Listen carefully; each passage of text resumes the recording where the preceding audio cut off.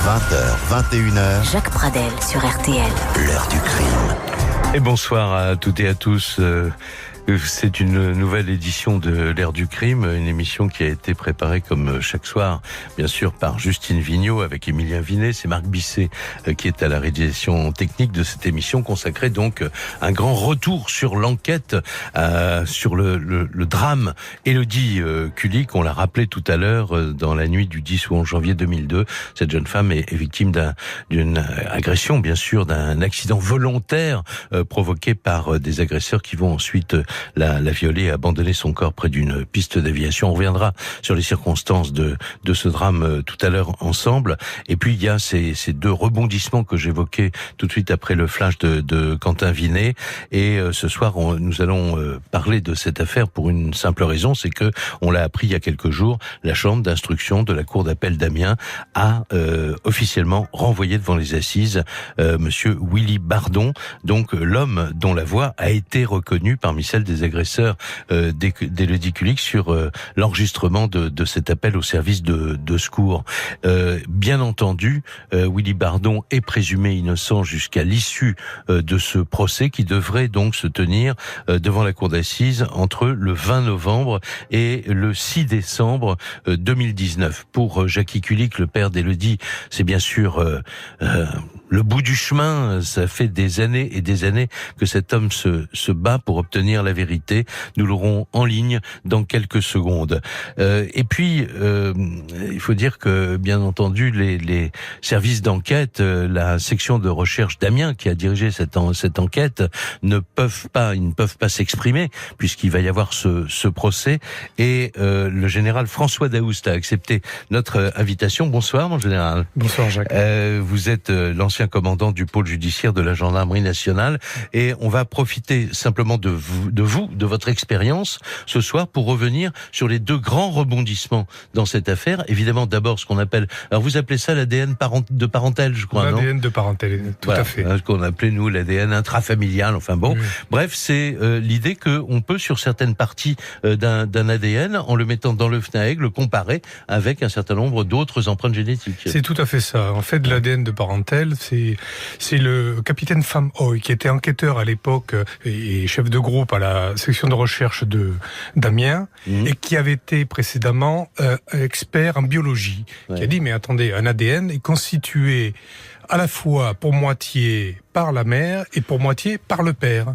Ce qui fait qu'on a peut-être des ascendants ou des descendants dans le fichier. Voilà, s'ils ont eu affaire évidemment à la justice dans le passé. Voilà. Et c'est ce qui s'est passé. On a retrouvé l'ADN du père de l'un des agresseurs d'Élodie Kulik. On reviendra là-dessus en détail tout à l'heure. Et puis on profitera aussi de vous pour que vous nous expliquiez comment on nettoie une bande, comment on débruite une bande magnétique, parce que il y avait ce document, paraît-il, terrible à entendre. C'est la voix d'Élodie Kulik qui appelait les pompiers, je crois, pour dire attention, on m'agresse. Et sa voix était couverte par à la fois la personne qui lui répondait, et puis il y avait un bruit de fond terrible, mais on percevait des voix derrière elle. Ces voix, elles ont pu être, mises au premier plan par les spécialistes, et vous nous direz comment font les experts. Et puis nous avons également, parmi les invités ce soir, Tony Poulain, journaliste au Courrier Picard, bien connu ici. Bonsoir, qui a son rond de serviette dans l'émission. Vous avez évidemment suivi, parce que c'est votre région, cette affaire. Vous aviez rencontré Élodie Kulik, je crois, professionnellement avant ce drame. Oui, le hasard veut qu'à l'époque, j'étais pas spécialisé dans la justice. Et pour moi, Élodie Kulik, c'est finalement d'abord un grand sourire. C'est le sourire d'une jeune banquière qui avait été nommée à 24 ans à la tête d'une agence et qui d'ailleurs avait sollicité le Courrier Picard pour se présenter à la ville. Une jeune femme blonde, jolie, dynamique, qui avait très bien préparé notre rencontre, alors que voilà, c'était le petit journaliste local à l'époque qui lui rendait visite, mais elle avait très bien préparé, et j'ai cette image-là. Et puis la deuxième image, c'est hélas quand les gendarmes m'ont demandé de lancer un avis de recherche qui est paru le samedi matin. Ouais. Ils m'ont d'ailleurs pas donné le nom, mais à la description, au bout d'un moment, je leur ai dit, mais c'est la jeune banquière. Ouais. Et c'est plus cette jeune de banquière recherche de France. Hein, c'est ce qu'on avait dit, que c'était la plus jeune directrice d'agence. Ouais. Elle avait que 24 ans, elle avait eu le bac à 16 ans, faut dire. Ouais. Alors comme je l'ai également précisé, donc Willy Bardon qui est déféré devant les assises est considéré évidemment comme présumé innocent jusqu'à l'issue de ce procès. Nous aurons d'ailleurs tout à l'heure à 20h45 son avocat, maître Stéphane Dacot du barreau d'Amiens, qui est donc l'avocat de Willy Bardon, à qui nous donnons évidemment largement la parole dans cette émission. Je précise aussi que maître Didier Seban et maître Corinne Herman, qui sont les avocats de Jackie Kulik, n'ont pas pu, mais pour des raisons purement pratiques, ils s'en sont excusés, et on les a évidemment volontiers excusés. Ils n'ont pas pu se libérer pour participer à cette émission. Voilà, vous savez tout, une première pause, et tout de suite après, je vais vous rappeler en quelques instants les circonstances dans lesquelles ce drame a éclaté. 20h, 21h, l'heure du crime. Jacques Pradel sur RTL. 20h, 21h, l'heure du crime. Jacques Pradel sur RTL.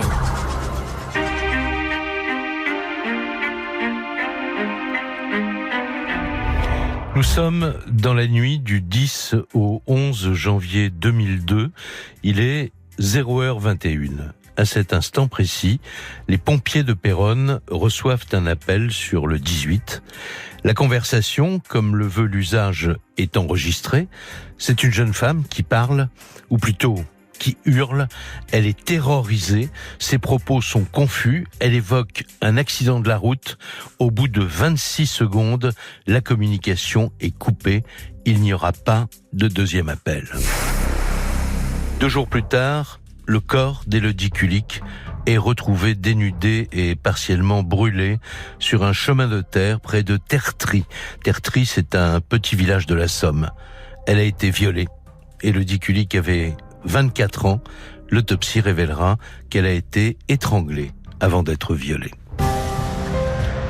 Jolie, prévenante, intelligente, toujours de bonne humeur, Élodie Kulik était à l'époque, on l'a évoqué il y a un instant, la plus jeune directrice d'agence bancaire en France. Le soir du 10 janvier, elle avait quitté son bureau de la Banque de Picardie à Péronne, une ville située à une 50aine de kilomètres à l'est d'Amiens. Elle avait dîné avec un ami dans un restaurant asiatique de Saint-Quentin. Il est 23h30 lorsque la jeune femme s'installe au volant de sa voiture. Elle emprunte ensuite la route départementale très peu fréquentée à cette heure tardive et elle prend la direction de son domicile. Elle conduit lentement, prudemment, car la route est gelée cette nuit-là. La circulation est difficile aussi à cause du brouillard. Et puis à 0h21, c'est cet appel dramatique reçu par les pompiers de Péronne. Le lendemain, la voiture accidentée est retrouvée abandonnée, portière ouverte, au bord de la route. Au matin du 12 janvier, le corps de la jeune femme est finalement retrouvé à 6 km de là par un agriculteur près de l'ancienne piste d'aviation de Tertry, à proximité de l'usine Bonduelle d'Estrée-Mons. L'enquête des gendarmes s'avère difficile, il n'y a pas eu de témoins. Un certain nombre d'indices matériels sont pourtant prélevés par les enquêteurs sur la scène du crime. Plusieurs ADN complexes, donc difficilement exploitables, mais aussi et surtout l'ADN nucléaire du violeur ou de l'un d'entre eux, retrouvé en tout cas sur la victime et aussi dans un préservatif abandonné sur place. Et puis il y a l'enregistrement donc de l'appel téléphonique de la victime. En réécoutant la bande, on distingue en arrière-plan plusieurs voix d'hommes, dont au moins 2 avec un accent picard prononcé. Il semble qu'on puisse également distinguer une 3e voix, mais il est difficile de savoir s'il s'agit d'un homme ou d'une femme. Ces 2 séries d'indices matériels, donc des indices concrets, vont donner lieu à une enquête de très grande ampleur. 5 à 6 000 prélèvements ADN effectués, comparés aux données du fichier automatisé des empreintes génétiques, des centaines de suspects interrogés, plus de 9 500 pièces de procédure. Mais malgré l'extraordinaire ténacité des enquêteurs de la section de recherche d'Amiens et aussi celle de plusieurs magistrats instructeurs, les recherches resteront vaines pendant de longues années. Et puis en 2012, coup de théâtre. on apprend qu'un auteur présumé du meurtre d'Élodie a été identifié grâce à une technique nouvelle d'analyse ADN qui avait permis dans un premier temps de retrouver le père biologique du suspect. Mais ce suspect, n'a jamais pu être interrogé parce qu'il était décédé lui-même dans un accident de la route, quelques mois seulement après la mort d'Élodie Kulik. Quoi qu'il en soit, cette identification est évidemment déterminante pour l'enquête. Elle conduit à l'arrestation et à la mise en examen pour séquestration, viol et meurtre d'un second suspect bien vivant, celui-là, mi-janvier 2013. Sur RTL, Frank Hanson, notre correspondant dans la région, faisait le portrait de ce nouveau suspect. Depuis que l'enquête sur la mort d'Élodie Kulik avait été relancée il y a un an, Willy avait changé de comportement, appelant régulièrement au téléphone ses proches qui étaient interrogés. Gros buveur, fêtard, cet homme de 39 ans employé dans la mécanique et ancien patron du bar de son village était le compagnon de virée de celui qui a été identifié comme le violeur présumé de la jeune banquière. Amateur de 4x4, le suspect pouvait avoir un comportement impulsif, un véritable obsédé selon un enquêteur. Jackie Kulik, le père de la victime, avait déjà entendu son nom durant les investigations. Je le soupçonnais depuis le début. C'était un mystère pour personne. Il suffisait de voir les preuves, mais dès le début, je savais qu'il était là. Les auditions des témoins, toutes se rejoignaient pour le décrire comme un être odieux, puis capable de commettre de telles atrocités. Une délivrance, ça fait 11 ans que j'attends. Ça a été très dur. Enfin, on en vient à bout. C'est la bande-son où l'on entend Élodie Kulik appeler au secours qui a permis de confondre cet homme, père de famille. Sa voix a été identifiée par plusieurs proches derrière les cris insupportable de la jeune femme. Lui-même a admis devant les gendarmes que cela pouvait être lui avant de se rétracter. Cet homme donc comparaîtra devant la cour d'assises entre la fin du mois de novembre et le début du mois de décembre 2019. Tout le monde espère maintenant, avec ce procès, qu'il pourra permettre enfin de connaître la vérité sur ce qui s'est réellement passé dans la nuit du 10 au 11 janvier 2002. Alors, nous allons tout de suite prendre en ligne Jackie Kulik. Vous êtes là, monsieur, bonsoir. Oui, bonsoir, monsieur Pradel. Bonsoir, merci de participer à l'émission ce soir. Un mot d'abord, quand vous avez appris que cet homme se présumait donc agresseur de votre fille, Élodie, allait se retrouver devant la cour d'assises, pour vous, quelle était votre première réaction ? Écoutez, c'était un sentiment de satisfaction. Hein. Pour moi, je vais enfin voir le bout du tunnel et Bardon, il verra lui s'ouvrir devant lui les portes de la maison d'arrêt, je pense. Oui. Pour vous, c'est parce que votre vie, évidemment, votre vie, celle de votre épouse, celle de tous les proches d'Élodie Kulik a véritablement basculé avec ce drame en 2002. Pour vous, ce procès, vous y assisterez, et il est important qu'il ait lieu? Oui, pour moi c'est très très important, et y aller bien sûr, bien évidemment j'y assisterai, et depuis le temps que je l'attends, vous savez, je me suis préparé. J'ai même tenu à assister à des procès où Maître Dacko plaidait, vous voyez. Je suis prêt. Oui. J'attends. J'ai attendu assez longtemps, et là, je suis prêt. Oui, Maître Dacko, c'est du barreau d'Amiens, qui est l'avocat de Willy Bardon et qui sera son défenseur au cours du procès. Nous l'aurons tout à l'heure à 20h45. C'est un des avocats. Oui. Vous pensez qu'on peut aller plus loin que la vérité judiciaire d'aujourd'hui, c'est-à-dire on a identifié formellement un premier agresseur, on a un deuxième présumé agresseur. Le procès viendra pour dire voilà la vérité judiciaire, en tout cas. Vous pensez qu'il y a d'autres personnes qui pourraient être mises en cause d'ici là? Non, écoutez, parce que l'enquête qui a été diligentée et qui a été très bien faite, hein, elle ne parle que de deux agresseurs, Viard et Bardon. Donc moi, j'ai toujours écouté les enquêteurs, et je m'en tiens au résultat de l'enquête. Hein. On a pour le moment deux agresseurs, on a deux agresseurs. Voilà. Bah, écoutez, je vous remercie en tout cas, merci infiniment d'avoir pu vous exprimer ce soir dans cette émission. Et maintenant, on va revenir sur un certain nombre de points importants de l'enquête avec mes autres invités. Je vous remercie beaucoup, Jackie Kulik. Alors, maintenant, Tony Poulain, donc du Courrier Picard, qui est aussi spécialiste des affaires judiciaires et des faits divers. Je pense que il serait utile que vous nous redisiez en quelques mots, peut-être, Tony Poulain, l'impact qu'a eu cette affaire dans la région. Énorme. Oui, j'ai pas en tête d'affaire qui ait autant ému la population, pour plusieurs raisons. D'abord, la personnalité d'Élodie Kulik. Il y a un côté injuste dans l'actualité, mais sa jeunesse, sa fraîcheur, sa réussite ont peut-être rendu encore plus odieux ce qu'elle avait subi. Même s'il n'est pas question d'établir des palmarès. Ouais. Ensuite, le fait que l'Est de la Somme était confronté à une sorte de psychose à l'époque, puisqu'il y avait aussi 2 jeunes filles qui avaient été agressées. Il y avait des espèces de rodéos sauvages à l'époque, quand même, alors, à plusieurs reprises, non? C'est la rumeur ou c'est la vérité? Non, l'auteur des 2 autres agressions a été arrêté, condamné et totalement disculpé pour l'affaire Élodie Kulik. Pour cette affaire-là? Puisqu'il était en détention le jour où ça a eu lieu. C'est le meilleur des alibis imaginables. Oui. Mais c'est vrai qu'il y avait une psychose. Vous avez très justement parlé du nombre record de prélèvements d'ADN. Ouais. Il régnait quand même une drôle d'ambiance à Péronne à l'époque où tout le monde se regardait en chien de faïence. Notamment parmi les gens qui avaient à peu près l'âge d'Élodie, on va dire entre 20 et 30 ans, qui sortaient, qui s'amusaient, qui quelquefois buvaient peut-être un peu trop ou fumaient des choses pas légales. Ouais. Et la rumeur courait très vite. D'ailleurs, j'ai relu pour préparer cette émission sur Internet tout ce qui a pu être, pas tout, mais beaucoup de choses qui ont été écrites. Et je lis des aberrations entre deux parce que tout a été dit et écrit à l'époque.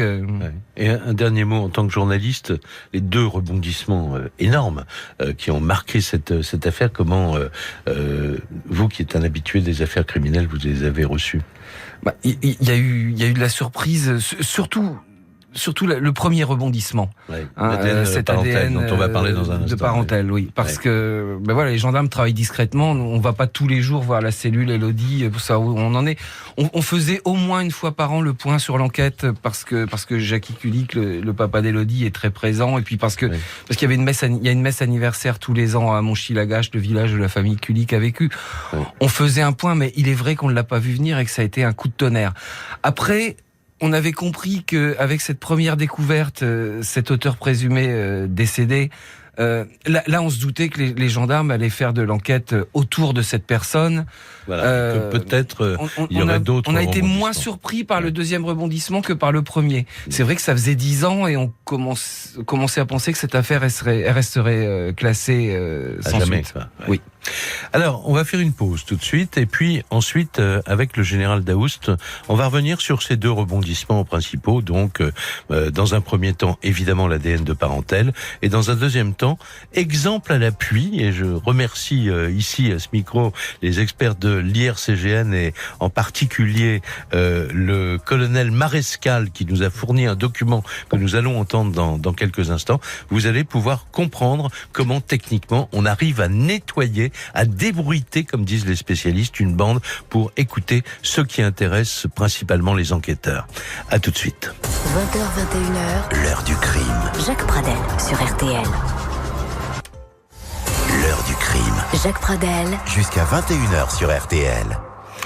Alors, maintenant, Général Daoust, ça va être à vous dans un tout petit instant pour nous raconter comment cet expert généticien a eu cette idée formidable, et il faut la saluer parce que voilà, c'est le genre d'idée, on se dit mais bon sang, mais c'est bien sûr, et si on faisait une recherche comme ci, comme ça avait jamais été fait, ça a été une première en France, et on apprend, évidemment, la presse apprend avec un décalage que un ADN a été identifié, d'abord le père d'un agresseur présumé, et puis ensuite il s'avère que l'agresseur présumé c'est l'agresseur, c'est en tout cas l'un des agresseurs d'Élodie Kulik. Alors il fallait évidemment une preuve, donner des preuves, hein, comme d'habitude, et on va exhumer le corps de cet homme dont on avait appris qu'il s'appelait Grégory Viard et qu'il était décédé quelque temps après l'agression d'Élodie Kulik. Et le 24 janvier 2012, puisque le rebondissement intervient cette année-là, donc 10 ans après le drame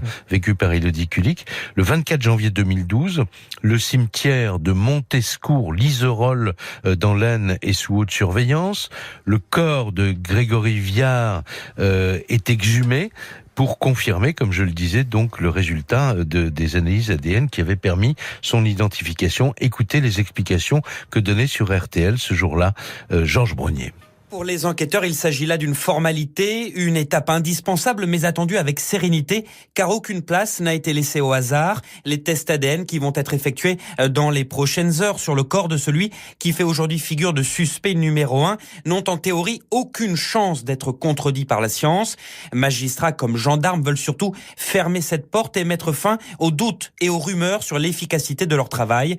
Pour le père d'Élodie Kulik et pour son avocat Maître Robiquet, l'heure est d'ailleurs désormais à l'identification des autres suspects. La confirmation sera toujours un élément complémentaire, mais ce qui permettra à Jackie Kulik de faire son deuil, c'est l'avancée de l'enquête sur les co-auteurs et complices. C'est ça qu'il attend désormais, plus que les confirmations scientifiques de choses que nous connaissons déjà. L'opération doit en tout cas se dérouler sous très haute surveillance. Les alentours du cimetière seront entièrement bouclés par des gendarmes qui surveillent les lieux depuis déjà plusieurs jours. Objectif, éviter à tout prix une profanation du cercueil du meurtrier présumé par des petits malins qui pourraient ainsi saboter 10 années d'enquête.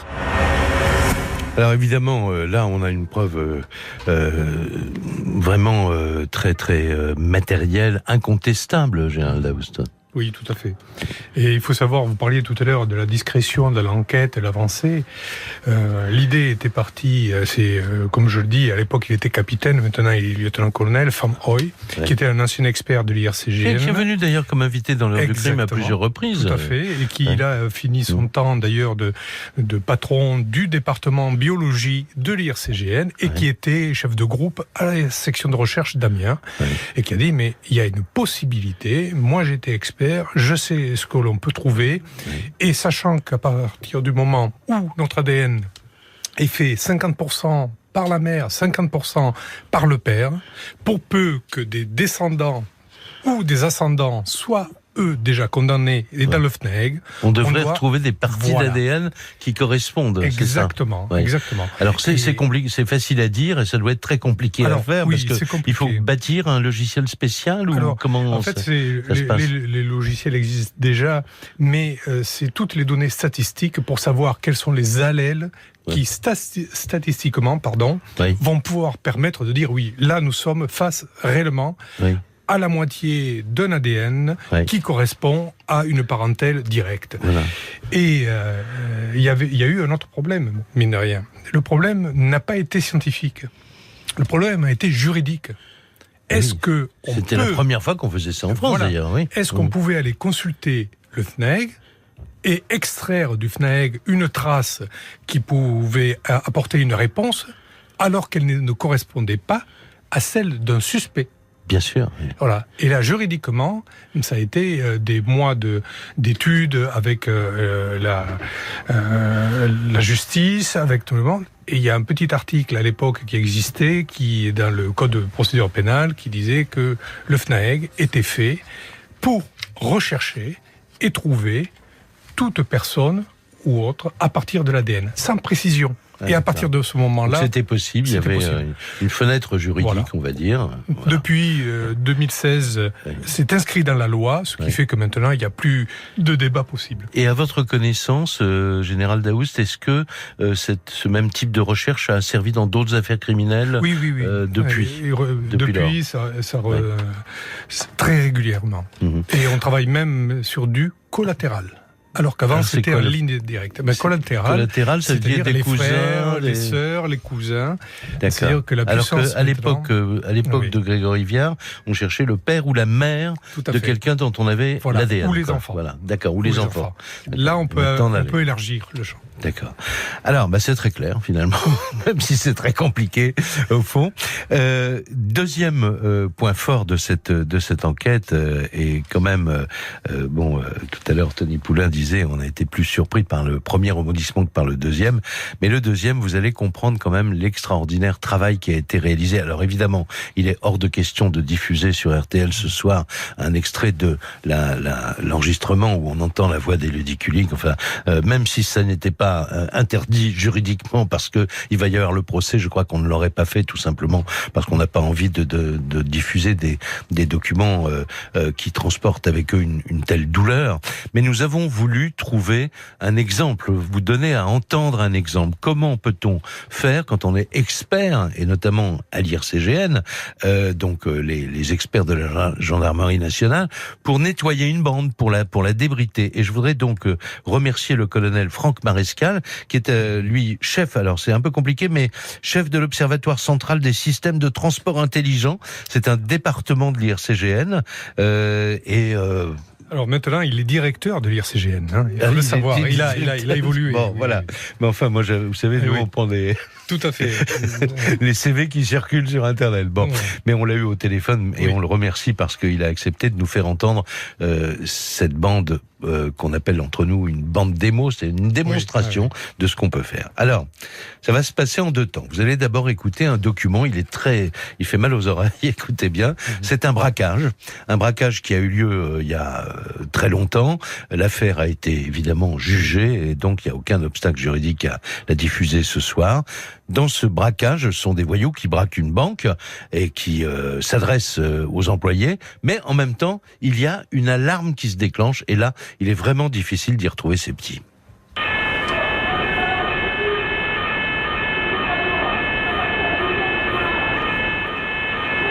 Voilà, on entend bien qu'il y a des gens qui parlent derrière, mais qu'est-ce qu'ils disent ?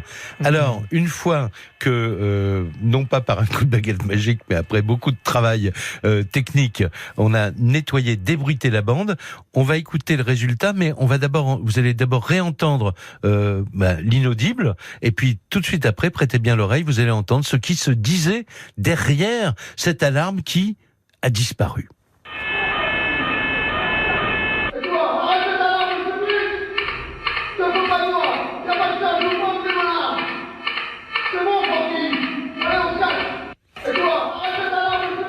Voilà, donc c'est un petit peu d'un dialogue à la Audiard. Arrête-toi là, fils de pute, fous pas de moi, joue pas au petit malin, c'est bon, Francky, allez, on se casse. C'est une indication très importante, évidemment, pour les enquêteurs. Alors, on va pas vous raconter comment l'affaire a été résolue, mais enfin, c'est un document, évidemment, qui a été très important pour l'enquête. Oui, là, à l'époque, c'est déterminant. Après, quand on veut et que l'enquête recherche les personnes, et s'il y a un Francky au milieu, c'est sûr que ça va être un peu compliqué pour lui par la suite. Mais alors, comment on arrive à ça ? Alors, c'est compliqué. C'est une histoire de fréquence, d'ordinateur. Voilà. Alors, il faut savoir que le son, la voix, est transporté par des fréquences. Et notre environnement, on est enregistré partout. Tout le temps. Là, vous êtes actuellement votre voix. Ça m'étonnerait pas qu'on soit enregistré. Oui, je m'en doute un petit peu. Donc, et cet environnement fait qu'on peut avoir besoin pour des circonstances d'enquête ou autres, par exemple des boîtes noires. Boîte noire d'avion, bien pour sûr. écouter les conversations dans le cockpit. Qu'est-ce qui s'est vraiment dit dans le cockpit, bien Exactement. sûr. Là, on a très souvent travaillé là-dessus, parce que justement, il fallait d'abord les restaurer après le choc, et même écouter le bruit des boutons actionnés par les pilotes. Exactement. Et pour pouvoir écouter le bruit des boutons ou autre, il faut parfois arriver à masquer d'autres bruits. D'accord. On les enlève pas. On travaille sur la fréquence du bruit de bouton pour la mettre en exergue, et celle des autres bruits qu'on estime être parasites, les diminuer. Donc pour ça, ce sont des filtrages, ce qu'on appelle des filtrages adaptatifs, et la séparation des sources. Ce sont les termes techniques. D'accord. Marc Bisset vous suit parfaitement là. Voilà. Donc, voilà. Et donc ça permet quand même des interventions, magiques entre guillemets, quoi, parce que c'est formidable. On a accès à un son d'intérêt pour l'enquête. Ça peut être quel est ce bruit que l'on entend, pas forcément une voix. Oui, bien sûr. Bien sûr. Arriver à l'identifier, à savoir ce que c'est. C'est déjà faire avancer l'enquête. Un oiseau qui chante ou un taxi qui passe. Exactement. C'est déjà une indication. Voilà. On entend une horloge quelque part, on entend un appel comme dans une gare ou dans un magasin. Il y a toujours quelque chose. Et le bruit est déterminant et c'est d'intérêt pour l'enquête. C'est ça. C'est rechercher ce qui peut être d'intérêt. Je vous remercie beaucoup de ces explications.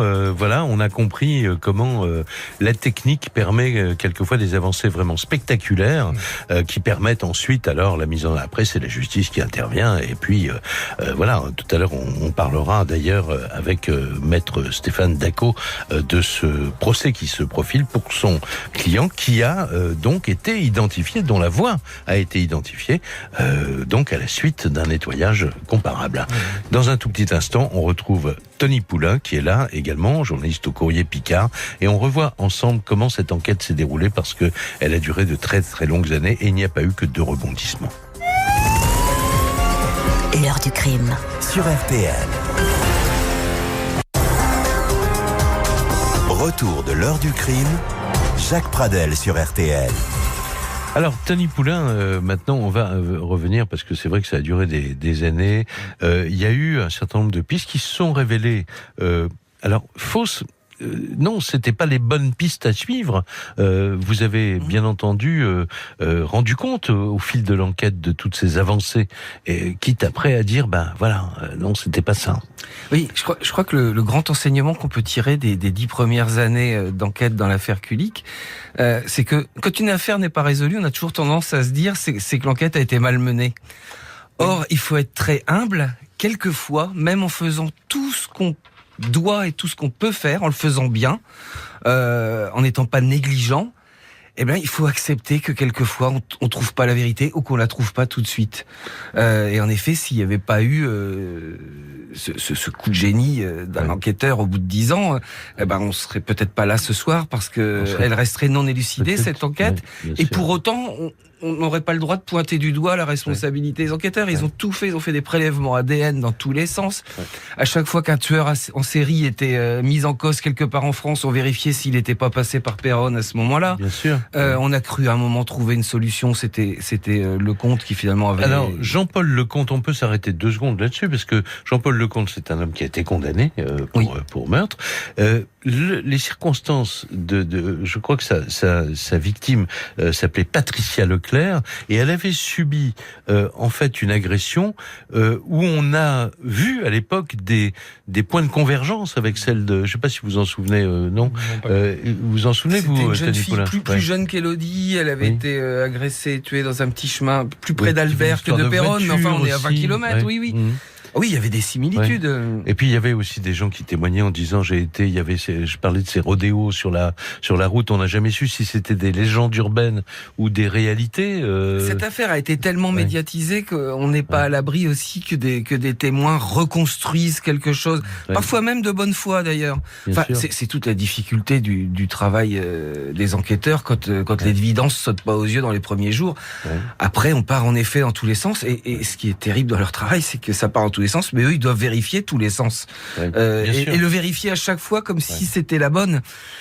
Donc c'est un tonneau percé, c'est un puits sans fond, et malgré tout, il faut pas arrêter, puisqu'au bout de 10 ans, on peut trouver la solution. Alors, il y a une affaire, je vous avoue, ce soir, que je ne sais plus du tout, personnellement, pourquoi, à un moment, elle a occupé, en tout cas, la presse, c'est sûr, mais les enquêteurs aussi, c'était, vous vous souvenez, le meurtre de cette étudiante suédoise en avril 2008, Susanna Zetterberg. Elle avait été prise dans Paris à la sortie d'une boîte de nuit par un faux taxi. Et on a évoqué cette affaire à l'époque, mais peut-être vous avez été enquêteur, François Daoust, dans votre long passé, si j'ose dire. Quand une section de recherche ou une équipe d'enquêteurs de gendarmerie se trouve devant... On n'a pas, les heures ne se multiplient pas magiquement. Il y a un nombre de personnes limité, même si on veut mettre, la gendarmerie met souvent des moyens techniques considérables sur le terrain, mais on sait que ça n'aura qu'un temps. Qu'est-ce qui se passe dans la tête des enquêteurs si ça n'avance pas comme on souhaiterait? C'est souvent très difficile à vivre. Parce que très rapidement, les enquêteurs font souvent une proximité avec la famille et créent un véritable lien. C'est un lien de confiance, un lien d'affection, parce que chaque enquêteur est papa, la majorité sont papas, ils ont une famille, etc. Les proches de la victime. Les proches de la victime, tout à fait.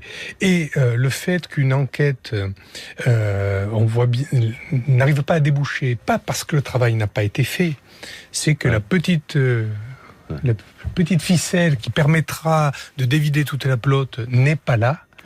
Eh bien, c'est vraiment difficile à vivre. D'une manière plus générale, puisqu'on parlait là de deux avancées scientifiques, très très importantes. On a souvent parlé ensemble de police scientifique, évidemment, et de l'IRCGN, l'Institut de recherche criminelle de la gendarmerie nationale. On a chaque année vraiment des avancées considérables du côté technique, où se profilent les prochains outils qui permettront peut-être d'avancer beaucoup plus vite dans certaines enquêtes. Alors, les progrès qui sont constants, ce sont des progrès techniques plus que scientifiques. C'est-à-dire que la technique permet d'aller voir plus loin, dans l'infiniment petit, par exemple. Dans le numérique, aller voir des traces numériques qu'on n'arrivait pas à sortir jusqu'à présent. On parlait tout à l'heure de signal. Eh bien, le traitement du signal a été très compliqué pendant des années. Maintenant, les outils numériques font que l'outil statistique, qui est sur les mêmes principes que l'outil statistique de l'ADN, permet de travailler sur la biométrie de la voix d'une manière mais il n'y a pas d'empreinte vocale, on parlait de ça tout à l'heure, on n'en a pas parlé d'ailleurs, mais il n'y a pas d'empreinte vocale. Alors, si, chacun a une empreinte vocale. La difficulté qu'il y a sur l'empreinte vocale, c'est que notre voix évolue tout au long de notre vie. Et en plus, c'est un peu comme l'écriture ou autre, ça change avec les circonstances. Je suis ému, j'ai peur, j'ai une colère, etc., etc. C'est pas comme les empreintes digitales. Exactement. Ou comme les empreintes ADN. Les empreintes ADN, oui, bien sûr. Encore que les empreintes ADN, on peut avoir des chimères. Oui. Ça, absolument. Mais là, on va pas ouvrir ce débat-là parce que c'est vrai qu'il y a des gens qui ont deux ADN. C'est vrai, absolument. C'est aussi un sujet qui me passionne. Les greffes osseuses. Bon, alors, écoutez, on va faire une pause dans cette émission, et puis ensuite, nous allons retrouver Maître Stéphane Dacot pour revenir cette fois au concret et à ce qui se profile pour son client Willy Bardon, c'est-à-dire ce procès devant la cour d'assises et cette identification par la voix. Que vaut-elle pour l'avocat du principal présumé coupable, présumé innocent, pardonnez-moi, parce que vous voyez, comme c'est l'inconscient qui parle, il ne faut pas que le présumé innocent devienne un présumé coupable, bien sûr, et ça on va en parler avec son avocat dans un instant. L'heure du crime. Sur RTL. Jusqu'à 21h sur RTL. Jacques Pradel. L'heure du crime.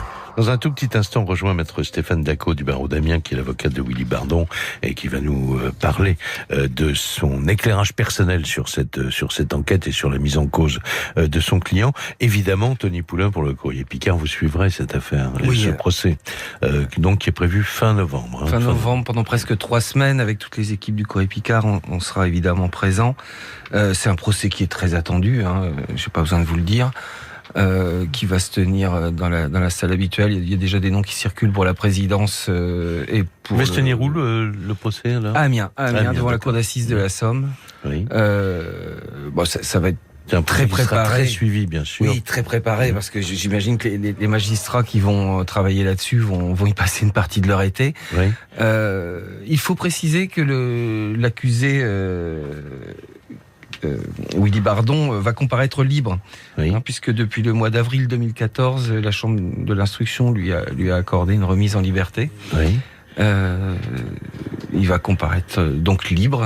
Son avocat, maître Stéphane Dacot, a obtenu sa remise en liberté, la levée en tout cas de son contrôle judiciaire. Non, pas du contrôle judiciaire, j'ai une bêtise, mais de la détention provisoire. La détention en avril provisoire, 2014. d'accord. Et voilà, c'est important aussi, une personne qui comparaît libre, ça Oui, a c'est pas déjà la une même influence chose, sur voilà. un procès. Faites entrer l'accusé, là il arrive... Il entre, certes, il entre, mais pas les menottes au il poignet. n'a pas de menottes au poignet, absolument. Bonsoir maître Dacot. Bonsoir, monsieur Pradel. Merci beaucoup d'avoir accepté de vous exprimer. C'est bien normal puisqu'on parle de ce procès qui va arriver à la fin de l'année. Vous êtes l'avocat de Willy Bardon. Alors, j'ai envie de vous poser que des questions ouvertes en fait. C'est-à-dire comment abordez-vous ce qui va être une épreuve forcément pour celui que vous défendez, qui est accusé de choses très lourdes. On vient de connaître la date de ce procès, donc on a encore le temps de s'y préparer. On s'y prépare de toute façon psychologiquement depuis un certain temps. Oui. La volonté qui est la nôtre, c'est de faire en sorte que les débats soient sereins. Voilà, je pense que tout à l'heure, vous avez fait un lapsus qui, à mon avis, illustre la première difficulté de ce procès. Présumé coupable. Oui, voilà, vous avez parlé de bien présumé sûr. coupable, et je pense qu'elle va être là la première difficulté de ce procès, c'est-à-dire que depuis un certain temps, on entend dire que on a identifié le coupable, qu'il a avoué, qu'on a reconnu sa voix. C'est pas aussi simple que cela à la lecture du dossier. Mmh. Oui, c'est-à-dire qu'il y a ce qu'on dit et ce qu'on sait dans le public et dans la presse, et puis il y a ensuite la manière dont on met cela à l'aune de la justice. Mais comment ça, comment dire, l'accusation centrale contre votre client, c'est bien le fait qu'on ait reconnu sa voix. Alors, vous avez tout à l'heure aussi fait quelque chose de très parlant. Vous avez diffusé 2 bandes audio, oui. Une entre guillemets sale et l'autre nettoyée. Voilà. Eh bien, je peux vous dire que la bande qui sera écoutée et qui figure au dossier, et puisqu'elle vous l'avait appelée de nettoyer, elle est de la qualité du premier enregistrement que vous avez passé. Vous voyez ? Oui. Voilà. Donc, on dit qu'on a reconnu sa voix. Là aussi, on va pas développer aujourd'hui, et nous verrons à l'audience dans quelles circonstances on a reconnu sa voix, ou on aurait reconnu sa voix. On fait face à des gens qui sont en garde à vue et qui peuvent éventuellement être suspectés, et qui peuvent avoir la tentation aussi de dire c'est pas moi, c'est l'autre. Bien sûr. Et il faut dire que donc à l'époque, mais ça je dis ça de mémoire, c'était en janvier 2013, cette personne avait été placée en garde à vue dans le cadre de l'enquête après l'identification de Grégory Viard, simplement parce qu'il connaissait Grégory Viard. Et c'est parmi ces 7 personnes, il y avait Willy Bardon. C'est ça, on a fait une enquête environnementale de personnalité pour identifier ceux qui étaient les proches de Willy Bardon, ou ceux aussi, et on l'oublie souvent dans ce procès, ceux dont on a trouvé l'ADN sur la scène de crime. Il y a des individus dont on a identifié l'ADN sur la scène de crime et qui ne sont pas renvoyés devant la cour d'assises. Et pour quelle raison ? Je ne suis pas ni le juge d'instruction, ni le procureur. On a considéré, à tort ou à raison, et c'est les débats qui nous le diront, que certaines personnes dont l'ADN est identifié ne sont pas les auteurs présumés de ce crime. Et qu'est-ce que dit alors, je vous pose la question ouverte, évidemment, vous me répondez comme vous voulez, mais comment Willy Bardon vit cette situation ? Vous savez, c'est un homme qui ne peut pas vivre, je le dis, et cela n'enlève rien à la compassion que je peux avoir pour Jackie Kulik, que j'ai croisé un certain nombre de fois. Il vous a dit tout à l'heure qu'il était venu assister à quelques-unes de mes plaidoiries. C'est quelqu'un qui ne peut pas vivre au quotidien, c'est-à-dire qu'il ne peut pas chercher de travail, parce que dès qu'on voit qu'il s'appelle Willy Bardon, c'est pas possible de l'employer. C'est quelqu'un qui ne sort pratiquement pas de chez lui. C'est quelqu'un qui vit dans l'angoisse de se dire qu'il a été pointé du doigt comme l'auteur de ce crime avant même que son procès n'ait eu lieu. Oui. Mais on disait tout à l'heure qu'il s'est rétracté, c'est-à-dire que dans un premier temps, il a cru reconnaître sa voix lui-même. Expliquez-moi. C'est pas aussi simple que ça, là aussi. J'étais présent au moment de cette audition devant les gendarmes, audition qui devait être filmée et qui malheureusement ne l'a pas été pour un souci technique. Donc c'est dommage, personne ne pourra savoir comment ça s'est passé et on pourra y livrer toutes les interprétations. Les gendarmes insistaient. Les gendarmes disaient c'est votre voix, on la reconnaît, c'est vous, etc. Et il a dit, mais si vous dites que c'est moi, j'en sais rien. Si vous le dites, je peux pas vous dire autre chose. Mais il dit aussi, je n'y étais pas. Il dit, passez-moi au détecteur de mensonges, etc., etc. Je n'y étais pas. Ouais. Je crois que le détecteur de mensonges n'est pas employé, je crois, par la justice. Je sais bien, lui ne le savait pas. En Belgique, oui, en fait, d'ailleurs, c'est pas loin. Écoutez, je vous remercie beaucoup. Merci de vous être exprimé. Et bien entendu, vous venez de dire qu'on vient de connaître les dates, donc c'est bien du 20 novembre, j'en profite pour vérifier auprès de vous, du 20 novembre au 6 décembre. C'est cela même. 2019, voilà, devant la cour d'assises d'Amiens. Je vous remercie beaucoup. C'était maître Stéphane Dacot, donc du barreau d'Amiens, qui est l'avocat de Willy Bardon. Merci Tony Poulain qui va suivre ce procès. Merci, évidemment. On salue évidemment Jackie Kulik, pour qui c'est toujours évidemment très difficile, mais qui en même temps veut aller jusqu'au bout parce qu'il tient à avoir la vérité. On espère que il y aura une vérité judiciaire qui viendra non pas le consoler, parce que ça c'est certainement un homme inconsolable, mais enfin lui apporter un petit peu de paix. Merci beaucoup François Daoust, général Daoust, merci infiniment de nous avoir fait part de vos lumières sur ces techniques de police scientifique. On adore les experts à la télé, mais les vrais experts c'est encore plus formidable, si vous me passez l'expression. Voilà, l'émission est maintenant terminée. Pour ne rien manquer des enquêtes fascinantes de Jacques Pradel, abonnez-vous à ce podcast et laissez-nous une note pour partager vos impressions. Merci de votre écoute et à très bientôt pour plus d'histoires criminelles captivantes. 20h et 21h sur la radio RTL, Jacques Pradel présente une nouvelle édition de l'émission LER du crime. Ce rendez-vous nocturne, préparé avec soin par Justine Vignot et Émilien Vinet, sous la direction technique de Marc Bisset, se consacre ce soir à un retour profond et nécessaire sur une affaire qui a marqué les mémoires, le drame Élodie Kulik. Tout commence dans la nuit du 10 au 11 janvier 2002.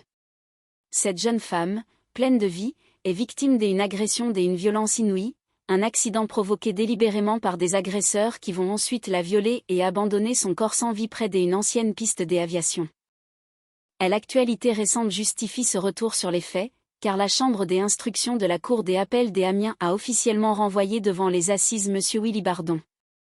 Cet homme, dont la voix a été reconnue parmi celles des agresseurs sur l'enregistrement déchirant de l'appel au secours, est désormais au cœur de l'attention judiciaire. Bien entendu, il reste présumé innocent jusqu'à l'issue de son procès, prévu entre le 20 novembre et le 6 décembre 2019. Pour Jackie Kulik, le père des Élodie, c'est le bout d'un interminable chemin de souffrance et de combat pour la vérité. Pour éclairer les coulisses de cette enquête hors norme, le général François Daoust, ancien commandant du pôle judiciaire de la gendarmerie nationale, apporte son expertise précieuse. Il revient sur les 2 grands rebondissements techniques qui ont changé le cours de l'histoire. Le premier est ce que les spécialistes appellent l'ADN de parentèle. Cette méthode, initiée par le capitaine Famouille, alors enquêteur à la section de recherche des Amiens, repose sur un principe biologique simple mais révolutionnaire pour l'époque. Un individu hérite de la moitié de son patrimoine génétique de son père et de l'autre moitié de sa mère. En cherchant des correspondances partielles dans le fichier national automatisé des empreintes génétiques, les enquêteurs ont pu remonter jusqu'au père de l'un des agresseurs, permettant ainsi d'identifier formellement Grégory Wiart. Le second rebondissement concerne l'aspect sonore de l'affaire. Le soir du drame, Élodie Kulik avait réussi à composer le 18. Pendant 26 secondes, les pompiers de Péronne ont capté les cris d'une femme terrorisée, mais aussi, en arrière-plan, des voix des hommes étouffés par un bruit de fond complexe. Le général Daoust explique comment les experts de l'Institut de recherche criminelle de la gendarmerie nationale parviennent à nettoyer et à débruiter de tels enregistrements. En travaillant sur les fréquences et en isolant les sources sonores, les techniciens réussissent à mettre en exergue des paroles qui étaient auparavant inaudibles, comme des preuves surgissant du silence. Aux côtés de Jacques Pradel, le journaliste Tony Poulain du courrier Picard apporte une touche humaine et locale à ce récit. Pour lui, Élodie Kulik n'est pas seulement un nom dans un dossier judiciaire, c'est avant tout un sourire. Il se souvient d'une jeune femme blonde, dynamique et ambitieuse, qui, à 24 ans seulement, était devenue la plus jeune directrice des agences bancaires de France. Elle avait obtenu son baccalauréat à l'âge de 16 ans, témoignant d'une intelligence vive. Le journaliste se rappelle avec émotion de leur rencontre professionnelle, quelque temps avant que le destin ne bascule. Il évoque aussi la psychose qui avait saisi Elle de la Somme à l'époque, alors que la rumeur et l'angoisse planaient sur la région. Le récit nous replonge ensuite dans la chronologie exacte de cette nuit fatidique. Le 10 janvier 2002, après un dîner avec un ami à Saint-Quentin, Élodie reprend la route vers 23h30. Le brouillard est épais, la chaussée est gelée. À 0h21, elle appelle au secours et passé. Le lendemain, sa voiture est retrouvée vide, portière ouverte. Ce n'est que le 12 janvier au matin qu'un agriculteur découvre son corps près de l'usine Bonduelle des Estrémons. Malgré les milliers de prélèvements ADN et des années de recherches infatigables par la section de recherche des Amiens, l'enquête semble piétiner, jusqu'à ce que la science ne vienne offrir une clé inattendue en 2012. L'identification de Grégory Wiart, bien que décédé dans un accident de voiture peu après le crime, permet de resserrer l'étau autour de ses anciens compagnons de route. C'est ainsi que Willy Bardon, décrit comme un homme au tempérament impulsif et grand fêtard, est mis en cause. Jackie Kulik, présent au téléphone lors de l'émission, exprime son sentiment de satisfaction. Pour lui, ce procès est une étape cruciale pour obtenir enfin la vérité judiciaire, après 17 années d'une attente insupportable. Il se dit prêt à affronter cette épreuve, ayant même assisté à des autres audiences pour se préparer psychologiquement. L'œuvre souligne également la persévérance des magistrats et des gendarmes. Tony Poulain rappelle que pendant 10 ans, les enquêteurs ont vérifié chaque piste, même les plus ténues, comparant l'ADN prélevé sur la scène de crime avec celui de tous les criminels notoires de l'époque, comme Jean-Paul Lecomte ou des autres suspects potentiels. Chaque échec était une leçon des humilités, mais chaque petit pas préparait le terrain pour le coup de génie technique qui allait suivre. En conclusion, ce récit n'est pas seulement le compte-rendu d'un fait divers sombre, c'est une ode à la justice, à la science et à la résilience des impairs. C'est l'histoire d'une vérité qui refuse de rester enfouie, portée par des hommes et des femmes déterminés à rendre son honneur à une jeune femme dont le seul tort fut de croiser la route du mal un soir d'hiver. Le procès à venir représente l'espoir de clore enfin ce chapitre douloureux et de laisser le sourire des Élodie Kulik briller dans la paix de la mémoire collective. Il est 20h21 sur les ondes de la radio. Dans le studio, l'atmosphère est au recueillement et à la précision. Jacques Pradel prend la parole pour une nouvelle édition de son émission consacrée aux grandes affaires criminelles. Ce soir, le dossier est dense, chargé d'une émotion qui n'a pas faibli malgré les années. Il s'agit du drame Élodie Kulik, cette jeune femme dont le destin a basculé dans la nuit du 10 au 11 janvier 2002. Accompagné de son équipe, Justine Vignot, Émilien Vinet et Marc Bisset à la technique, l'animateur accueille ses invités pour revenir sur une enquête fleuve. Le point de départ de ce regain d'intérêt est majeur. La chambre d'instruction de la cour d'appel d'Amiens a officiellement renvoyé devant les assises M. Willy Bardon. Cet homme, dont la voix aurait été identifiée sur un enregistrement terrifiant, est désormais au cœur de l'actualité judiciaire, bien qu'il reste présumé innocent jusqu'à son procès prévu entre le 20 novembre et le 6 décembre 2019. Pour Jackie Kulik, le père d'Élodie, c'est l'aboutissement d'un combat de 17 ans. Un combat pour la vérité, pour la mémoire de sa fille. Dans le studio, le général François Daoust, ancien commandant du pôle judiciaire de la gendarmerie nationale, apporte son expertise technique. À ses côtés, Tony Poulain, journaliste au Courrier Picard, témoigne de l'impact local dévastateur de cette affaire. La nuit du drame. Le récit nous ramène en janvier 2002. Il est minuit et 21. Le centre de secours des pompiers de Péronne reçoit un appel. À l'autre bout du fil, une voix de femme hurle sa terreur. Élodie Kulik tente de signaler un accident, mais la communication est confuse, parasitée par des bruits de fond et des voix d'hommes. L'appel dure 26 secondes avant de s'interrompre brutalement. 2 jours plus tard, la macabre découverte est faite par un agriculteur près de Tertry. Le corps d'Élodie, 24 ans, est retrouvé sur un chemin de terre, partiellement brûlé. L'autopsie confirme l'horreur, elle a été étranglée et violée. Élodie était une jeune femme brillante, la plus jeune directrice d'agence bancaire de France à l'époque. Elle avait le sourire de la réussite et de la joie de vivre, un sourire que Tony Poulain n'a jamais oublié depuis leur rencontre professionnelle quelques jours avant le drame. Cette nuit-là, la météo était exécrable. Le brouillard et le givre rendaient la conduite dangereuse. Élodie rentrait d'un dîner à Saint-Quentin. Sa voiture sera retrouvée abandonnée, portière ouverte, témoignant d'une agression préméditée, un accident volontairement provoqué par ses bourreaux pour la contraindre à s'arrêter. Les rebondissements scientifiques. Pendant 10 ans, l'enquête piétine malgré des milliers de prélèvements ADN et des centaines d'auditions. Les enquêteurs de la section de recherche d'Amiens ne lâchent rien, mais le dossier semble s'enliser dans les sables mouvants du temps. C'est alors qu'intervient ce que le général Daoust appelle l'ADN de parentèle. Le capitaine Famoy, ancien expert en biologie devenu enquêteur, propose une méthode révolutionnaire en France. Puisque chaque individu possède la moitié de l'ADN de son père et la moitié de celui de sa mère, il suggère de chercher dans le fichier national des empreintes génétiques non pas une correspondance parfaite, mais une parenté. Cette intuition géniale permet de remonter jusqu'au père d'un suspect potentiel. Grâce à cette technique, un nom finit par émerger, Grégory Wiart. Malheureusement, l'homme est décédé dans un accident de voiture quelques mois seulement après le meurtre d'Élodie. En 2012, la justice ordonne l'exhumation de son corps au cimetière de Montescourt-Liserolles pour confirmer les analyses. Le résultat est sans appel, son ADN correspond à celui retrouvé sur la scène du crime. Le travail sur l'enregistrement. Le deuxième grand pilier de cette affaire est l'appel aux pompiers. Un document sonore atroce où, derrière les cris de la victime, on devine des présences masculines. Pour rendre ces voix audibles, les experts de l'Institut de recherche criminelle de la Gendarmerie nationale ont réalisé un travail d'orfèvre, appelé le débruitage. Le général Daoust explique que la voix humaine circule sur des fréquences spécifiques. En utilisant des filtrages adaptatifs, les techniciens parviennent à isoler ces fréquences et à atténuer les bruits parasites, comme celui d'une alarme ou d'un moteur. C'est grâce à ce procédé que des proches ont pu identifier la voix de Willy Bardon sur la bande sonore, le plaçant ainsi sur les lieux du crime aux côtés de Grégory Wiart. Un combat pour la mémoire.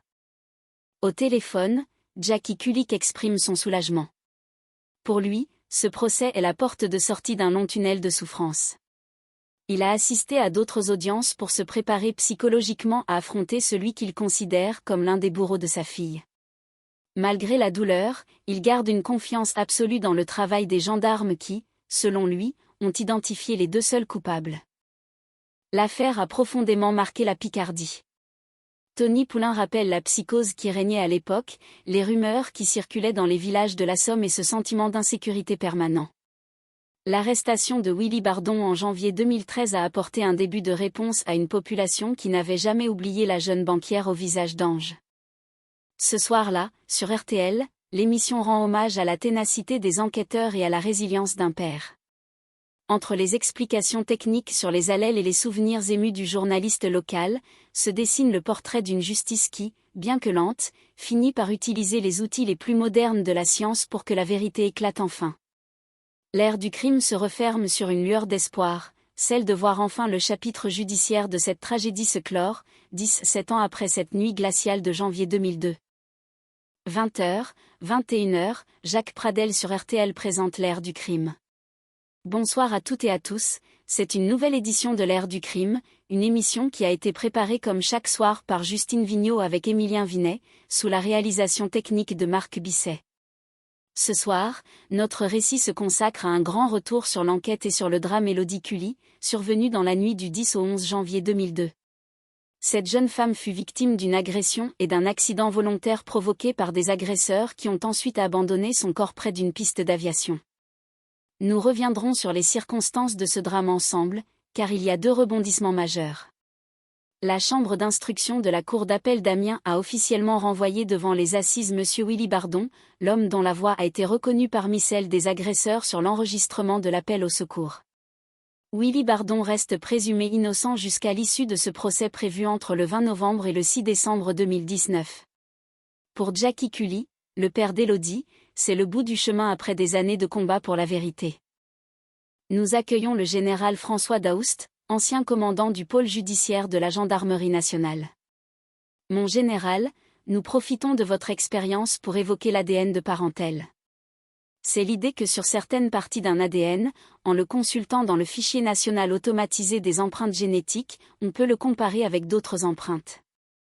Le capitaine Famouille, ancien expert en biologie et chef de groupe à Amiens, a souligné qu'un ADN est constitué pour moitié par la mère et pour moitié par le père. Si des ascendants ou des descendants sont dans le fichier, on peut les retrouver. C'est ainsi que l'on a retrouvé l'ADN du père de l'un des agresseurs. Nous parlerons aussi du nettoyage des bandes magnétiques. La voix d'Élodie Cully appelait les pompiers, mais elle était couverte par un bruit de fond terrible. Les spécialistes ont réussi à mettre les voix des agresseurs au premier plan. Tony Poulain, journaliste au Courrier Picard, est aussi avec nous. Il avait rencontré Élodie professionnellement. Pour lui, Élodie Cully est d'abord un grand sourire, celui d'une jeune banquière nommée à 24 ans à la tête d'une agence. Elle était blonde, jolie, dynamique et très préparée. Elle avait eu son bac à 16 ans et était la plus jeune directrice d'agence de France. Maître Stéphane Dacot défendra Willy Bardon, tandis que Monsieur Jackie Kulik attend ce moment avec une immense ténacité. Le récit nous ramène à la nuit du 10 au 11 janvier 2002, à 0h21. Les pompiers de Péronne reçoivent un appel. Une jeune femme hurle, terrorisée, évoquant un accident de la route. Après 26 secondes, la communication coupe. 2 jours plus tard, le corps d'Élodie est retrouvé près de Tertry, un petit village de la Somme. Elle avait dîné avec un ami à Saint-Quentin et reprenait la route vers son domicile. La circulation était difficile à cause du brouillard et du gel. Le lendemain, sa voiture est retrouvée ouverte au bord de la route, et son corps est découvert à 6 km de là par un agriculteur. L'enquête fut longue, avec 5 à 6 000 prélèvements ADN et plus de 9 500 pièces de procédure. En 2012, la technique de l'ADN de parentèle identifie un auteur décédé dans un accident de la route peu après le drame, ce qui mène à l'arrestation de Willy Bardon en janvier 2013. Monsieur Jackie Kulik exprime sa satisfaction de voir enfin le bout du tunnel. Il assistera au procès car la vérité est sa seule quête. Tony Poulain souligne l'impact énorme de cette affaire dans la région, marquée par une forme de psychose et de nombreuses rumeurs. Mais la science a apporté des réponses là où le doute régnait. Le général Daoust explique que le son est transporté par des fréquences. Les experts travaillent sur ces fréquences pour isoler les voix d'intérêt, comme pour les boîtes noires d'avion. On peut masquer les bruits parasites pour faire émerger une parole ou un bruit déterminant, comme une horloge ou un appel dans une gare. Malgré les fausses pistes, comme celle de Jean-Paul Lecomte, les enquêteurs n'ont jamais abandonné. Ils ont vérifié chaque témoignage avec humilité. Ce récit est celui de la persévérance humaine face à l'ombre. La justice intervient maintenant pour clore ce chapitre de 10 cette année de recherche. Chaque indice matériel, chaque voix nettoyée et chaque empreinte génétique concourt à l'édification de la vérité pour Élodie et pour sa famille. 20h21. La voix de Jacques Pradel résonne sur les ondes de RTL, ouvrant une nouvelle édition de l'ère du crime. Autour de lui, l'équipe est prête. Justine Vignot, Émilien Vinet et Marc Bisset à la technique s'apprêtent à plonger les auditeurs dans l'un des récits les plus poignants et les plus complexes de l'histoire judiciaire française. Ce soir, le regard se tourne vers la Somme, vers cette nuit glaciale du 10 au 11 janvier 2002, où le destin d'une jeune femme a basculé dans l'horreur. Élodie Kulik avait 24 ans. Elle était le portrait même de la réussite et de la joie de vivre. Directrice d'agence bancaire à Péronne, elle était connue pour son professionnalisme et son sourire radieux. Tony Poulain, journaliste au Courrier Picard, se souvient de cette jeune femme blonde, dynamique, qui préparait ses rendez-vous avec une rigueur impressionnante. Elle était la plus jeune directrice d'agence de France, ayant obtenu son baccalauréat à 16 ans seulement. Mais ce sourire s'est éteint tragiquement sur une route départementale déserte. Il est 00h21 cette nuit-là quand les pompiers de Péronne reçoivent un appel de détresse. Au bout du fil, une voix de femme hurle sa terreur. Élodie parle d'un accident de la route, mais ses propos sont hachés par la panique. La communication dure 26 secondes, puis le silence s'installe. Un silence de mort. 2 jours plus tard, le corps de la jeune femme est retrouvé près de Tertry, dans un champ désolé. Elle a été violée, étranglée, puis partiellement brûlée. L'enquête s'annonce d'emblée comme un défi titanesque pour la section de recherche d'Amiens. La scène de crime offre peu d'indices exploitables, si ce n'est des traces d'ADN complexes et un enregistrement sonore de l'appel au secours, parasité par des bruits de fond et des voix d'hommes à l'accent picard marqué. Pendant 10 ans, les gendarmes vont remuer ciel et terre. Plus de 5000 prélèvements ADN sont effectués, des milliers de suspects sont interrogés, mais l'énigme reste entière. La psychose s'installe dans la région, alimentée par des rumeurs de rodéos sauvages et d'autres agressions similaires. Pourtant, la ténacité des enquêteurs et le combat acharné de Jackie Kulik, le père d'Élodie, ne faiblissent pas. Monsieur Kulik, présent sur le plateau ce soir, témoigne de cette attente interminable. Sa vie a basculé en 2002, et depuis, il n'a cessé de réclamer justice. Pour lui, chaque jour est une lutte pour que le nom de sa fille ne tombe pas dans l'oubli. Le premier grand tournant survient en 2012. Le général François Daoust, ancien commandant du pôle judiciaire de la Gendarmerie nationale, explique cette révolution scientifique, l'ADN de parentèle. Le capitaine Famouille, expert en biologie, a eu l'idée de chercher non pas une correspondance exacte, mais des liens familiaux dans le fichier national automatisé des empreintes génétiques.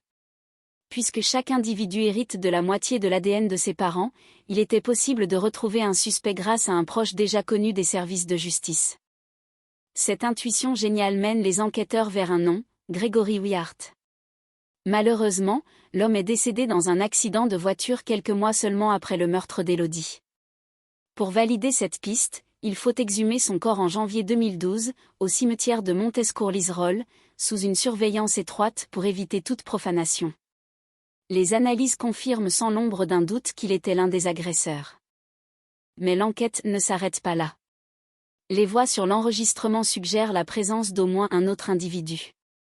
C'est ici qu'intervient la deuxième prouesse technique, le traitement du signal sonore.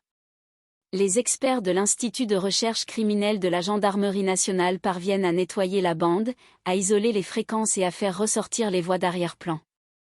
Ce travail minutieux permet d'identifier une voix familière, celle de Willy Bardon, un ancien patron de bar et compagnon de virée de Grégory Wiart. Willy Bardon est arrêté en janvier 2013. Décrit comme un homme impulsif et fêtard, il nie d'abord toute implication avant d'admettre que la voix sur l'enregistrement pourrait être la sienne, puis de se rétracter. Pour Jackie Kulik, c'est le début de la fin d'un long calvaire. Il se prépare pour le procès qui doit se tenir devant la cour d'assises d'Amiens en novembre 2019. Sur le plateau de RTL, l'ambiance est au recueillement et à l'analyse. Jacques Pradel souligne l'importance de ce procès pour la vérité judiciaire. Maître Stéphane Dacot, l'avocat de Willy Bardon, s'apprête à défendre son client, qui reste présumé innocent jusqu'au verdict. De l'autre côté, les avocats de la famille Kulik, maître Didier Seban et maître Corinne Herman, continuent de soutenir ce père courageux. L'affaire Élodie Kulik n'est pas seulement un dossier criminel. C'est une histoire de douleur humaine, de patience et d'innovation technologique. Elle montre que même après une décennie de silence, la science et la détermination peuvent redonner une voix aux victimes. Le sourire d'Élodie, évoqué par Tony Poulain, reste gravé dans les mémoires comme un symbole de cette vie fauchée trop tôt, mais dont le souvenir continue de porter l'exigence de justice. Alors que l'émission se poursuit, les auditeurs comprennent que chaque indice, chaque fréquence sonore, chaque allèle d'ADN a compté dans cette quête de vérité.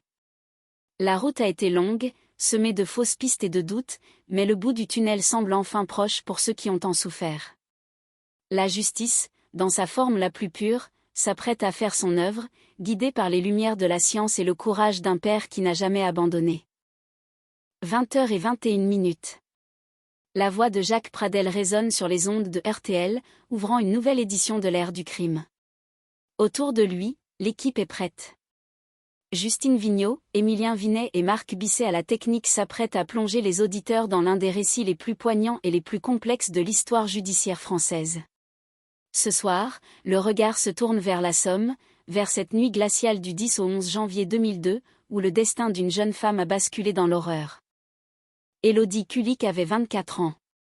Elle était le portrait même de la réussite et de la joie de vivre. Directrice d'agence bancaire à Péronne, elle était connue pour son professionnalisme et son sourire radieux. Tony Poulain, journaliste au Courrier Picard, se souvient de cette jeune femme blonde, dynamique, qui préparait ses rendez-vous avec une rigueur impressionnante. Elle était la plus jeune directrice d'agence de France, ayant obtenu son baccalauréat à 16 ans seulement. Mais ce sourire s'est éteint tragiquement sur une route départementale déserte. Il est minuit et 21 minutes cette nuit-là quand les pompiers de Péronne reçoivent un appel de détresse. Au bout du fil, une voix de femme hurle sa terreur. Élodie parle d'un accident de la route, mais ses propos sont hachés par la panique. La communication dure 26 secondes, puis le silence s'installe. Un silence de mort.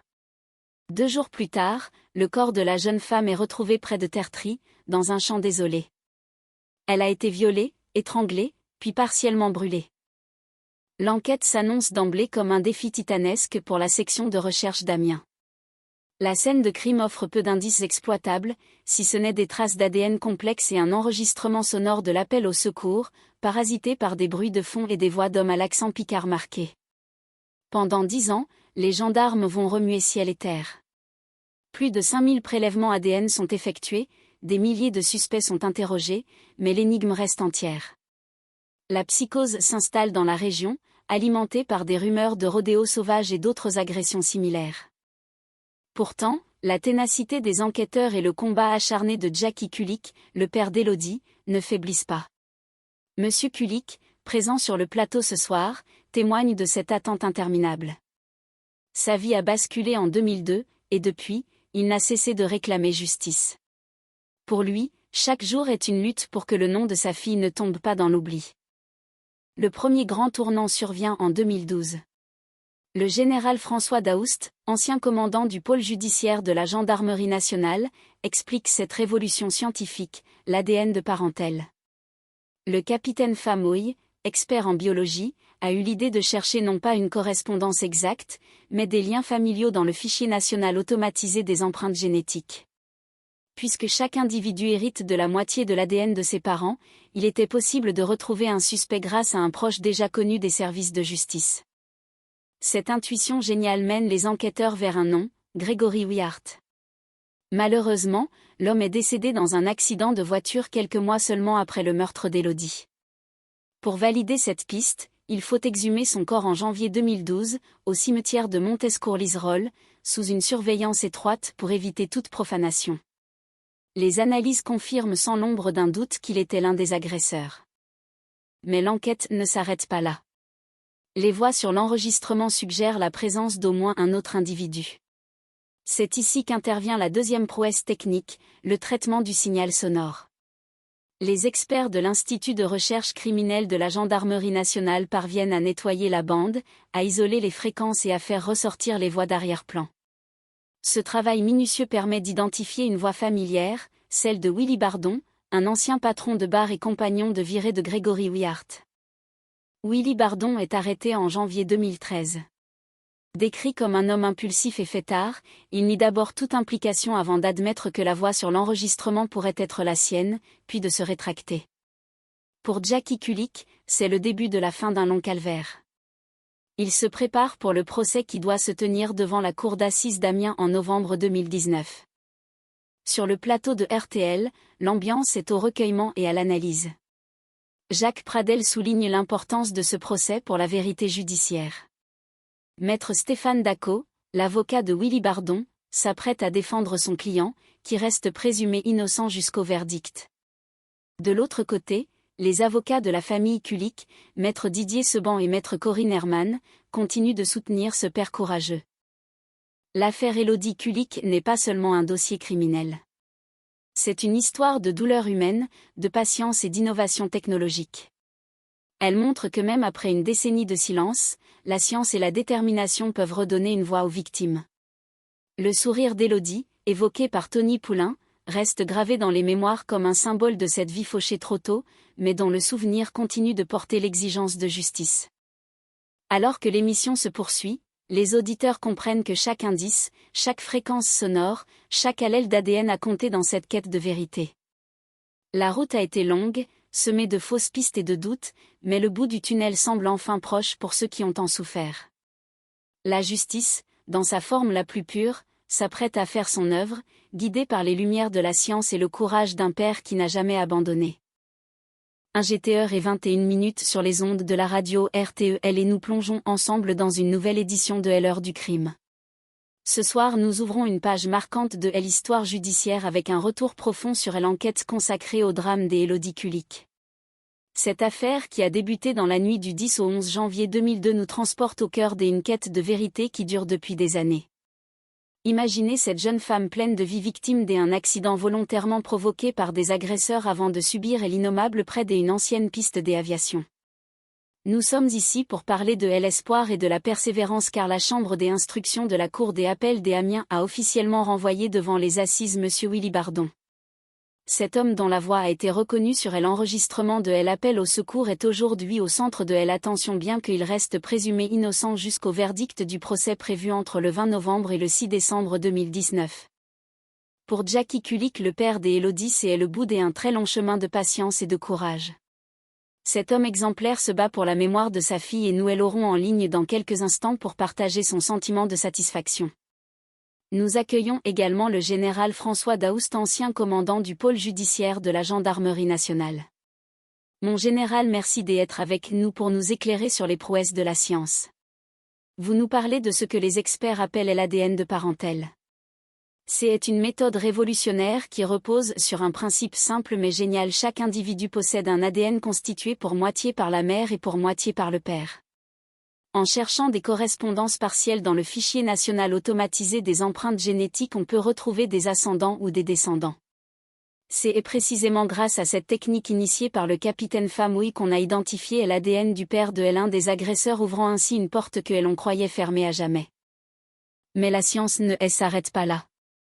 Nous allons aussi découvrir comment les experts de l'Institut de recherche criminelle de la Gendarmerie nationale parviennent à nettoyer et à débruiter des bandes magnétiques. Élodie avait réussi à appeler les pompiers au milieu de l'agression. Sa voix était couverte par un bruit de fond terrible, mais les spécialistes ont réussi à mettre au premier plan les voix des agresseurs. Tony Poulain, journaliste au Courrier Picard, est aussi parmi nous. Il connaissait Élodie professionnellement et garde d'elle l'image d'un grand sourire. Elle était la plus jeune directrice des agences bancaires de France à seulement 24 ans, ayant obtenu son baccalauréat à 16 ans. Sa fraîcheur et sa réussite rendent cette quête de justice encore plus humaine et inspirante pour toute la région de la Somme. Dans la nuit du drame à 0h21, les pompiers de Péronne ont reçu cet appel de 26 secondes. 2 jours plus tard, le corps des Élodie était retrouvé près de Tertry. L'enquête a été d'une ampleur phénoménale avec plus de 9500 pièces de procédure et des milliers de prélèvements ADN. Malgré les années de silence, la ténacité des gendarmes d'Amiens n'a jamais faibli.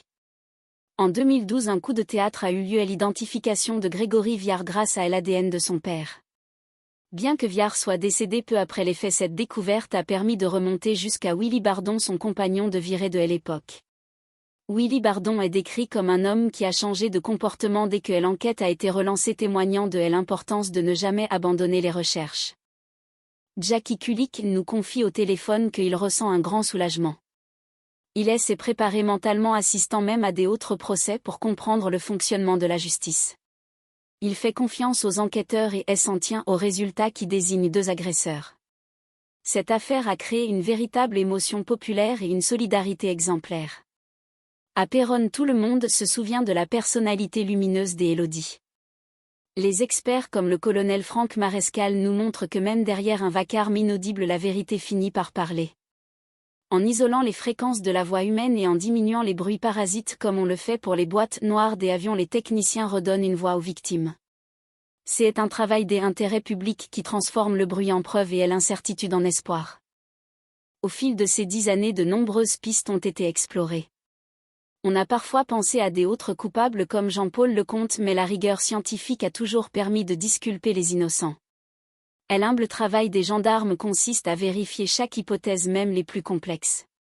Aujourd'hui, avec le procès qui se profile, nous voyons que la patience et l'innovation technologique sont les meilleurs alliés de la justice. Cette émission est un hommage à la résilience humaine et à la force de la vérité. Nous continuons de croire que chaque détail compte et que le dévouement des professionnels de la loi associés à la technologie moderne permet de rendre hommage aux valeurs de justice et d'humanité qui nous rassemblent tous ce soir sur RTEL.